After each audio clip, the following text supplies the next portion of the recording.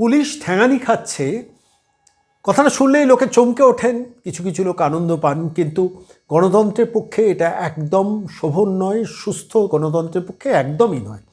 মানে পুলিশ আমাদের রক্ষক, পুলিশের বিরুদ্ধে অভিযোগ থাকতে পারে, কিন্তু পুলিশ ঠ্যাঙানি খাবে কেন? সেই পুলিশের ঠ্যাঙানি খাওয়ার ঘটনা নিয়ে আজকে এই প্রতিবেদন পেশ করছি। 3জন পুলিশকর্মী বেধড়ক ঠ্যাঙানি খেলেন কাদের কাছে? 35 জনের বালি মাফিয়ার কাছে। কি অপরাধ পুলিশের? সোনামুখী রণডিয়া ঘাটে দামোদরের বালি চুরি হচ্ছে, পুলিশ খবর পেয়েছিল। ফলত পুলিশ খবর পাওয়াতে যা হয়, পুলিশ খবর পেয়ে সেখানে যায়। সোনামুখী রণডিয়া ঘাট দামোদরের বালি যেখান থেকে তুলে 8টি ট্র্যাক্টর নিয়ে চম্পট দিচ্ছিল। সেই সময় পুলিশ গিয়ে আটকায় এবং আটকাতে গিয়ে 7টা ট্র্যাক্টর দৌড় দিয়ে পালায়। 7টা ট্র্যাক্টর ধরতে পারেনি, কিন্তু একটা ট্র্যাক্টর শেষ পর্যন্ত পুলিশের কর্মচারীরা ধরে। 3জন পুলিশকর্মী। পুলিশের থানাগুলো তো চলে, বোঝেন, যথাযথ পুলিশকর্মী নেই। আমি বারবার বলি, যেখানে 90 জন পুলিশকর্মী দিয়ে একটা থানা চলা উচিত, চলছে হয়তো 20 জন, 25 জন, 30 জন, বাকিটা সিভিক ভলেন্টিয়ারদের দিয়ে। সেই পুলিশকর্মীদের একটি দল, 3 জনের দল গিয়েছিল 8টা ট্র্যাক্টরকে আটকাতে। যা হয়, 35 জন বালি মাফিয়া বালি চুরি করছিল, আর সেই সময় দাঁড়িয়ে 3 জন, তাদের মুখে কি? যাই হোক, একটা ট্র্যাক্টর শেষ পর্যন্ত পুলিশ ধরতে পারে, এবং সেই ধরতে পেরে সেই পুলিশকর্মীরা ওই ট্র্যাক্টরটাকে সিজার লিস্টে নিয়ে ট্র্যাক্টরটাকে নিয়ে চলে আসছিল। ঠিক সেই সময় দাঁড়িয়ে, সেই পরিস্থিতিতে দাঁড়িয়ে 35 জনের একটা মাফিয়া গ্যাং ঢোকে, এবং ঢোকে শুধু না, ট্র্যাক্টরটা ছিনতাই করার চেষ্টা করে, যে নিজেদের ট্র্যাক্টরটা নিয়ে যাবে বলে। পুলিশ যা কাজ, পুলিশের কর্তব্য, পুলিশ সেটাকে বাধা দেয়। পুলিশ যখন বাধা দেয়, তখন পুলিশকে রামঠ্যাঙানি দেওয়া হয়। অন্তত মিডিয়া রিপোর্টেই রামঠ্যাঙানি বলা উচিত না, বেধড়ক মারা হয়।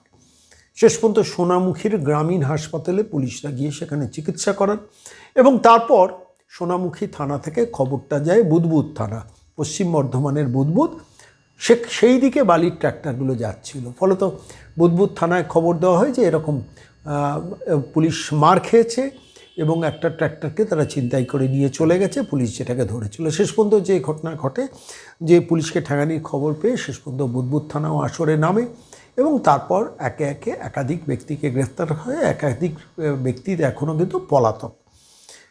আমার খালি মনে হচ্ছিল এই কাহিনীটা বলতে বলতে, যে দেখুন, আমি যে মুহূর্তে এই পুলিশের ঠ্যাঙানির কথা বলছি না, বহু মানুষ আনন্দ হয়েছে, বেশ করেছে, ঠিক করেছে। আরে বালি পাচার করার ক্ষেত্রে তোমাদের ভূমিকা কী, বা তোমরা ঘুষ খাও কেন? বহু মানুষ এ কথাটা বলবেন আমি জানি, কিন্তু আমি আবারও বলছি, পুলিশের মার খাওয়াটা কোনো সুস্থ সমাজের লক্ষণ নয়। পুলিশের গায়ে কখনো হাত দেবেন না, পুলিশকে ছোবেন না।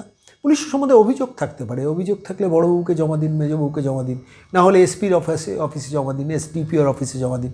আপনারা হয়তো বলবেন, আরে এসডিপিও এসপিও তো কিছু করবেন না। ঠিক, অনেক সময়ই করেন না, বহু ক্ষেত্রেই করেন না। ফলত রাগ, অভিমান, ক্ষোভ আপনাদের মনে জমে। তাই পুলিশের ঠ্যাঙানি খাওয়ার গল্প শুনলে আপনাদের আনন্দ হয়, কিন্তু তাঁরাও রক্ত মাংসের মানুষ। তারা ভুল যেমন করেন, তারা সমাজটাকে রক্ষাও করেন। আমি এই কাহিনীটা বলছি এই কারণে, আমি কথাটা বলতে গিয়ে আমার খালি মনে হচ্ছে, আচ্ছা বলুন তো, বালি যখন দামোদরের ঘাট থেকে তোলা হয়, তার তো রাজ্যের একটা ট্যাক্স থাকে। রাজ্য সরকার যখন অবৈধভাবে বালি খনন হয়, তার টাকাটা তো বালি পায় না রাজ্য সরকার, রাজ্যের প্রশাসন পায় না, মানে আলটিমেটলি আমার সরকার পায় না। তো ফলত যেহেতু পায় না, তাতে রাজ্যের ক্ষতি। তাহলে এই বালি খননের ব্যাপারে যথাযথ প্রোটেকশনের ব্যবস্থাটা রাজ্য পুলিশ করতে পারে না কেন? যেখানে আমার আয় হবে, যেখানে সরকারের আয় হবে, যে সরকার সরকারি কর্মচারীদের দিয়ে দেয় না, যে সরকার অবসরপ্রাপ্ত কর্মচারীদের দিয়ে দেয় না, যে সরকার আপনার আমার ঘরের ছেলে মেয়েকে চাকরির জন্য পদ ফাঁকা সত্ত্বেও দেয় না, যে সরকার বিভিন্ন সিভিক ভলেন্টিয়ারদের কনস্টেবল করে না, যে সরকার প্যারা টিচারদের মাইনে দেয় না, যে সরকার প্রায় 3 লক্ষর ওপর প্রায় স্কুল শিক্ষকের পদ ভেকেন্ট, সেখানে রিক্রুটমেন্ট করে না, যে সরকার সমস্ত সরকারি অফিসগুলো শুধু কন্ট্রাকচুয়াল কর্মীদের দিয়ে ভরে রেখেছে, সেই সরকারের আয় সরকার চায় না কেন? এইটা আমাকে ভাবিয়েছে। এবং এই না চাওয়ার পেছনে দুটো কারণ আছে। একটা কারণ হচ্ছে খুব পরিষ্কার, যে যারা টাকাটা রোজগার করছে তারাই ভোটের দিন ভোটটা লুট করে। ফলত তাদের খুশি রাখাটা একটা সরকারের কাজ, নাই বা এলো সরকারের ঘরে ভাঁড়ারে অর্থ। দ্বিতীয়ত হচ্ছে, কারা প্রহরা দেবে, প্রোটেকশনটা কারা দেবে? পুলিশ। সেই পুলিশের মধ্যে সিভিক ভলেন্টিয়ার আছে, সেই পুলিশের মধ্যে একাংশ আছে ব্যাপক টাকা এই বালি, কয়লা, গরু, পাথর সেখান থেকে তোলে। তারা মনে করে যে প্রভাবশালী ভাইপো যদি কোটি কোটি টাকা রোজগার করে, তাহলে আমরা কোন ছাড়? ফলত আলটিমেটলি তারাও সেখান থেকে টাকা রোজগার করে। এবার এই পুলিশ গেল বাধা দিতে, ফলত এই 35 জনের মাফিয়া দল, বালি মাফিয়া দল ভাবলো যে এতদিন তো বাবা তোমরা আমার কাছে টাকা খেতে, এরা খেত না, হয়তো অন্য কেউ খেত, কিন্তু টাকা খাও, আজকে তুমি আমার ট্র্যাক্টর আটকাচ্ছ কেন?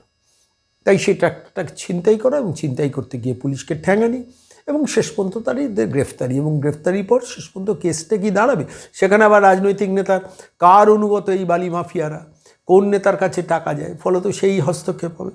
সব মিলিয়ে পরিস্থিতিটা যে জায়গায়, আমি এই সোনামুখীর ঘটনা বললাম, সোনামুখী সম্ভবত বাঁকুড়ার জেলার মধ্যে, আর বুদবুদটা হচ্ছে পশ্চিম বর্ধমানের মধ্যে, ফলত এই জেলা থেকে ওই জেলা প্রায় 20 কিলোমিটার রেঞ্জের মধ্যে দামোদরে এই জায়গায় অবৈধ বালি খনন এন্টায়ার দামোদরকে শেষ করছে। বারবার সে কাহিনী সবাই আমরা জানি, কিন্তু তার প্রোটেকশনের জন্য রাজ্য পুলিশ রিক্রুটমেন্ট করবে না। বছরের পর বছর প্রায় 1.5 লক্ষ পুলিশের পদ ভ্যাকেন্ট, পুলিশের কনস্টেবল, এসআই, ওসির লেভেল ভ্যাকেন্ট, সেখানে রিক্রুটমেন্ট নেই, ফলত যা হওয়ার তাই হচ্ছে।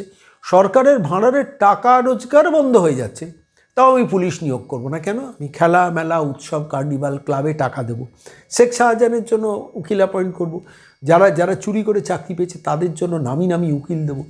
কিন্তু আলটিমেটলি যে কাজ যেখানে সরকারের অর্থ রোজগার হবে, সেটা ভেবেও একটা সরকার পুলিশের রিক্রুটমেন্ট করে না। কেমন সরকার চলছে বলুন তো?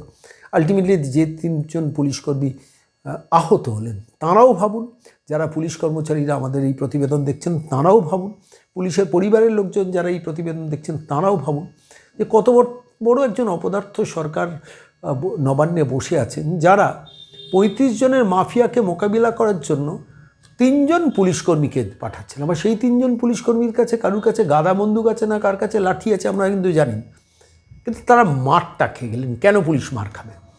কেন? প্রথম কথা, পুলিশের গায়ে কেউ হাত দেবে না, এই আবেদন রেখেও বলছি, কেন পুলিশ মার খাবে? এই স্পর্ধা, শক্তি, সাহস এই মাফিয়াদের হয় কী করে? এতদিন ধরে, একটা 15 বছর ধরে একটা রাজ্য সরকার চলছে। বালি লুটের কাহিনী তো গত 10-12 বছর ধরে আমাদের, মানে আমরা সকাল দুপুর বিকেল জানি, রাজ্যের মুখ্যমন্ত্রীও সেটা জানি। তা সত্ত্বেও সেখানে সেই আইনের শাসন কেন লাগু হবে না, যেখানে দাঁড়িয়ে অন্তত এই মাফিয়ারা ভয় পাবে যে আমি অবৈধভাবে বালি তুলতে পারি না। এখন আপনারা যারা দর্শক তারা বলবেন, আরে শর্মাবাবু আপনি বলছেন ঠিকই, কিন্তু ওই বালি যে অবৈধভাবে তোলা হয় সেখান থেকে তো পুলিশের পকেটে টাকা যায়, ঠিক, এটা নিয়েও কোনো সংশয় নেই। রাজ্যের মুখ্যমন্ত্রী সম্মত এবছরের শুরুতে 23 জানুয়ারি বোধহয় কোনো একটা প্রশাসনিক সভা থেকে বলেছিলেন, এই দেখো তো বালির ব্যাপারটা দেখো তো, মনে আছে? তারপরে ইডি তো বালি অভিযানে নেমে প্রচুর মানুষকে গ্রেফতার করেছে, সেই টাকা কোথা থেকে কিভাবে যায় সেই নিয়ে কাজ করেছে। কিন্তু একটা রাজ্য সরকার, রাজ্যের মুখ্যমন্ত্রী বলার পর আমরা দেখেছিলাম, বিধান রায় বলে একজন বোধহয় ডিএমটিএম আছেন, তিনি গিয়েছিলেন টর্চ নিয়ে রাত্রিবেলা বালি মাফিয়া ধরতে। লোক দেখানো নাটক করে লাভ কী? বালি মাফিয়ারা 3 দিনে টাইট করে দেবেন যদি পুলিশ চায়, কিন্তু মুশকিল হচ্ছে পুলিশও তো চায় না। কেন? পুলিশ একদিকে রাজনৈতিক নেতাদের চটাতে চায় না, দ্বিতীয়ত নিজের আর্থিক রোজগারটাকে বন্ধ করতে চায় না, তৃতীয়ত মাঝে মাঝে যখন লোক দেখানো সেটা করতে যায় তখন এরকম 3 জন পুলিশকর্মী মার খায়। আমি হাত জোর করে পুলিশের কর্মীদের কাছে বলবো, 3 জন কর্মী নিয়ে 35 জনকে মোকাবিলা করতে যাবেন না। বলবেন 35 জন পুলিশ দিন, আমি 35 জনকে মোকাবিলা করবো। আপনারা পারেন, আমি বলছি পুলিশকর্মীরা পারেন, আপনাদের ক্ষমতা আছে, কিন্তু আপনাদের করতে দেবে না প্রশাসন। কেন? ওখানে রাজনৈতিক স্বার্থ এবং পুলিশের এক শ্রেণী কর্মীর অর্থনৈতিক স্বার্থ আলটিমেটলি যাচ্ছে টাকার। আমার আপনার আজকে সরকারের ঘরে টাকা এলে তো আরও কিছু পুলিশ কর্মচারী রিক্রুটমেন্ট হতে পারতো, আরও কিছু সিভিক ভলেন্টিয়ার পার্মানেন্ট হতে পারতো, আরও কিছু স্কুল শিক্ষক রিক্রুটমেন্ট হতে পারতো, আরও কিছু সরকারি কর্মচারী রিক্রুটমেন্ট হতে পারতো। ভাববেন না কেউ? আমি বলছি একটাই বিকল্প কী? প্রশ্নটা শেষকালে আসবে, বিকল্প কী? বিকল্প একটাই, নবান্নের ওই 14 তলা থেকে ওই মহিলাকে সরানো, না হলে এই পরিস্থিতি বদলাবে না, পুলিশ আবার ঠ্যাঙানি খাবে, যেটা কাঙ্ক্ষিত নয়।